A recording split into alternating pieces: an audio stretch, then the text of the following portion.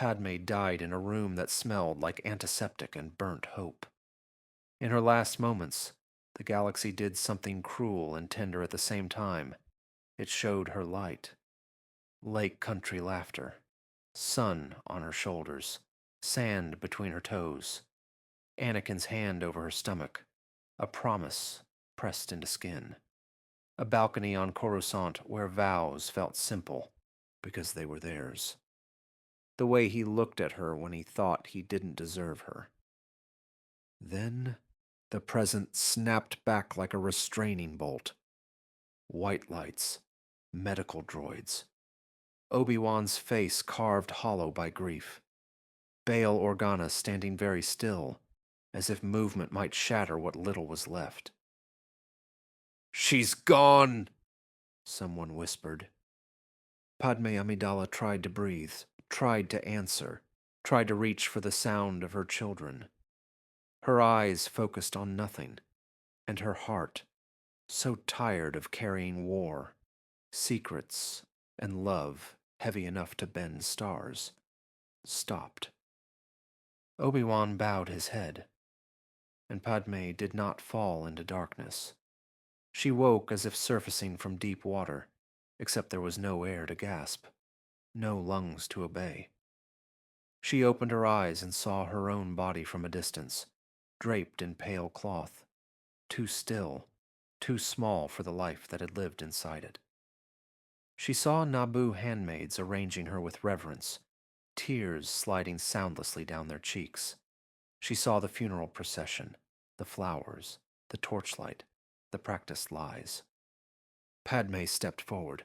Her foot passed through the floor. She staggered, more out of habit than necessity, and for a panicked heartbeat, she tried to scream. No sound came. The Force, once background music in a Senate chamber full of sharp tongues, now rushed through her like an ocean. She could feel everything. Sorrow like rain, guilt like ash, fear like a blade pressed to the throat of the future. "The babies," she tried to say. No one heard. She moved again, desperate, and suddenly she was not on Naboo anymore. She was in the medical bay with Bail, with Obi-Wan, with two tiny lives wrapped in cloth. The twins. She could feel them like twin stars, bright, fragile, stubbornly real. Padme knelt beside them, hands trembling with the memory of touch. She reached for the blanket. Her fingers passed through. A chill bloomed in the room, faint enough to be mistaken for a draft. One of the medical droids paused, its photoreceptors flickering. Obi-Wan's head lifted slightly. His eyes narrowed as if he'd heard something on the edge of hearing. Not a voice. Not a word. A presence. "Padme," he said quietly, almost reverently, almost terrified. Padme surged toward him. She went through him like mist through a wire fence. Obi-Wan flinched anyway. His hand rose to his chest, fingers curling around empty air. For a moment he looked younger, like the boy who had once believed the Force was always a comfort. Bail Organa took a careful step back, instinct warning him. "Kenobi." Obi-Wan swallowed. "Nothing," he lied, because he was good at lying when the galaxy demanded it. "Just grief." Padme wanted to shake him, to shove him toward the truth, to tell him that grief had not erased her. But she had no voice. She had only pull. Emotion yanked her across space as if the galaxy itself had become a hallway, and she was a thought sprinting down it. When fear spiked in Bail's heart, she snapped to his side. When Obi-Wan's worry sharpened into resolve, she followed. When the twins cried even softly, she was there before the first tear could fall. It was like being tethered to a constellation of living promises, and it was unstable. The stronger she felt rage, love, terror, the more the world noticed. Lights dimmed, air cooled, objects quivered as if remembering they had weight. Something in the dark side noticed too. On Mustafar, Darth Vader stood alone in his fortress, staring into molten rivers that looked like the inside of his own mind. The lava's glow painted his armor with hellish reflections. His breathing was a metronome for a life that had become machinery. He felt it. A pressure behind him, gentle and impossible, like a hand hovering over his shoulder, too afraid to land. Vader's head turned sharply. Nothing. The air was hot, the stone was black. The corridors were empty. His fists clenched. The servo motors in his gloves whined softly. "Padme," he said, and the name tasted like a wound reopened. The fortress answered with silence. He told himself it was nothing. A phantom itch from a nerve that no longer existed. A trick of memory. A weakness. But for the first time since Mustafar, he did not feel alone. On Coruscant, the Emperor's throne room hummed with power and quiet satisfaction. Palpatine sat as if the galaxy were simply a board, and he had already won. When the disturbance brushed the edges of his awareness, his smile thinned into something sharper. Not Jedi, not Sith. Luminous, tied to Vader like a thread woven through guilt. "Interesting," he murmured. He lifted one hand and shadows gathered as if eager for instruction. "Send the Collector." The Inquisitor who arrived was not like the others. This one did not simply hunt survivors. He hunted echoes.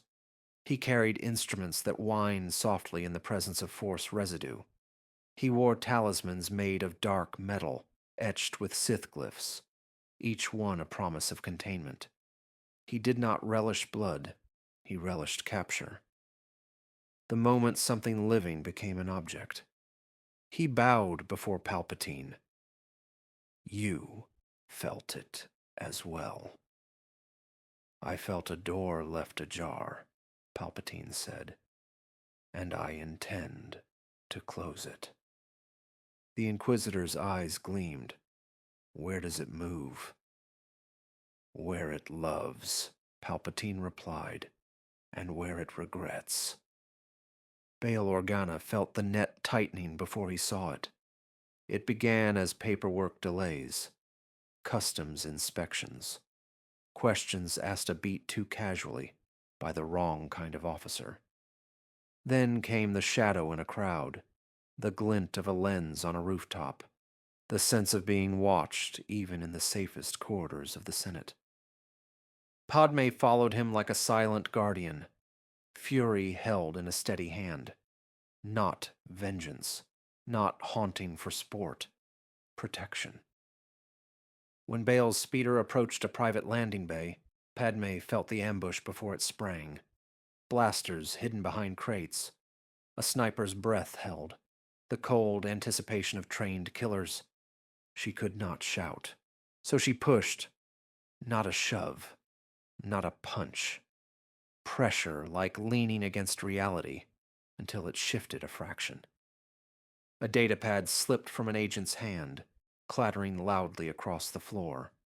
The agent cursed and looked down. The sniper's finger tightened too early, startled by the sound. The shot went wide, scorching the wall instead of Bail's head. Chaos erupted. Bail ducked behind his guards, heart pounding. His security team returned fire, driving the attackers back long enough for the speeder to lift. Padme hovered at the edge of the bay, shaking with the effort. Lights flickered overhead. A nearby crate rattled. Her presence surged bright with adrenaline. Far away, the Inquisitor's instruments sang. "Found you!" he whispered. Padme fled, snapped across the galaxy by instinct, back to the twins, back to Obi-Wan. back to any place that felt like safety. But safety was a story the Empire had erased from the dictionary. Obi-Wan, in exile, sat beside a small fire and stared into the night. He had felt her again, faint, like perfume lingering after a door closes. He closed his eyes and reached into the Force the way one reaches toward a memory one isn't sure is real. Something brushed him back, a gentle insistence, a love with claws sheathed. "Padme," he breathed. The fire bent slightly, as if a breeze had passed through a sealed canyon. Obi-Wan's throat tightened. "I can't hear you," he whispered. "But I feel you." He stayed like that for a long time, listening to silence until it stopped feeling empty. On Coruscant, beneath layers of Imperial surveillance, Ahsoka Tano moved like a rumor. She kept her hood low, her montrals hidden, her gaze sharp. She had survived because she knew how to vanish. But that night, something pulled at her. Not like danger, not like fear, like grief calling her name. She found herself at a forgotten veranda, tucked into an old district of Coruscant, a place that still carried ghosts even before Padme arrived. The durasteel rail was cold beneath her gloved hand. The city's lights stretched endlessly, a sea of false stars. Ahsoka exhaled slowly. "Why am I here?" A whisper brushed her mind. Not words, a feeling. 2 heartbeats. Tiny. Urgent. Ahsoka stiffened. She turned sharply, scanning the shadows. "Who's there?" The air cooled. The lights in the nearby corridor dimmed, then steadied. Ahsoka's hand drifted toward the hilt of her lightsaber. Gone now. Sold. Hidden. Burned into memory. She didn't draw anything. She only reached with the Force. And something reached back. Not a threat. Not a predator. A mother. Ahsoka's eyes widened. "Padme." The name wasn't hers to know so easily, but the Force put it on her tongue like a truth. The space around her pulsed with emotion. Grief, yes, but under it, steel. Purpose. Rage restrained not by weakness, but by choice. Ahsoka swallowed. "This is impossible." A nearby candle flame, left by someone who still mourned what the Empire forbade mourning, bent sideways without wind. Ahsoka stared. Then she laughed once, sharp and disbelieving. "Okay," she whispered. "Okay. I'm listening." Padme tried to speak. She poured the thought into the air. The twins. Ahsoka's head tilted, eyes unfocusing as she caught the impression, like hearing a word underwater. "The twins," she repeated slowly, and the air warmed a fraction, as if approval had weight. Ahsoka's heart hammered. "They're alive." The candle flame steadied, glowing brighter. Ahsoka swallowed again, but this time her voice softened. "You need me?" "Yes," Padme pressed, relief so fierce it nearly broke her. She needed a mouth, hands, a body that could act where she could only lean and nudge and haunt. Ahsoka braced herself against the railing. "How do we do this?" Padme searched for anything she could offer as proof. Something intimate. Something only she would know. In Ahsoka's mind, an image appeared. Anakin, younger, laughing as he carved a small charm from scrapwood during a rare, quiet night. Padme's fingers tracing it, teasing him for pretending he wasn't sentimental. The way he'd blushed and denied it. then tucked it into her palm like a secret. Ahsoka's breath caught. Her eyes stung. "No one knows that," she whispered. The air pulsed again, fierce, satisfied. Ahsoka closed her eyes. "All right," she said. "Tell me where to go." Padme tried to guide her and discovered something new. With focus, with purpose, she could apply pressure in precise places. She could nudge a latch. She could vibrate glass. She could loosen a blaster's power cell at the exact moment a trigger was pulled. It wasn't strength. It was timing. They learned together in stolen moments between patrol routes and safe house doors. Ahsoka would set a cup on a table and ask Padme to move it. Padme would concentrate until the cup trembled, slid a fraction, then toppled with a clink that felt like victory. Ahsoka smiled tiredly. Again. Padme's presence flared, then steadied, like a candle refusing to go out. One night, Ahsoka slipped into a secret storage vault that had escaped the Empire's hunger. The air inside smelled of dust and old perfume. Ahsoka's fingers hovered over crates labeled in Naboo script. Padme's emotions surged so hard the lights flickered. Ahsoka whispered, "This was yours." Padme guided her, pressure on the right latch, a chill on the left hinge, until the crate opened. Inside, wrapped in cloth, was the carved charm. Ahsoka picked it up gently. The wood was worn smooth where fingers had worried it over years. Beneath it, a small hollow recording device waited like a sleeping heart. Ahsoka hesitated. "Do you want me to?" The room cooled. Urgency. Ahsoka activated it.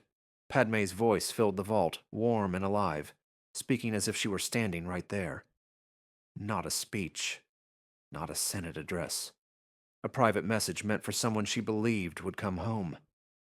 Ahsoka's throat tightened. She looked over her shoulder, half expecting to see Padme in the flesh. She saw nothing. But she felt Padme standing behind her, close enough that for a heartbeat, Ahsoka's hands moved as if guided by another pair. Ahsoka whispered, "He won't hear this." Padme's grief surged, then hardened into resolve. Not for him. For the children. For Bail. For Obi-Wan.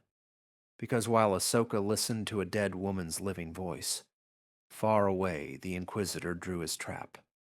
He staged an escape route for Bail Organa, leaked just enough intel to be believable, then lined the corridor with Sith glyphs that drank light.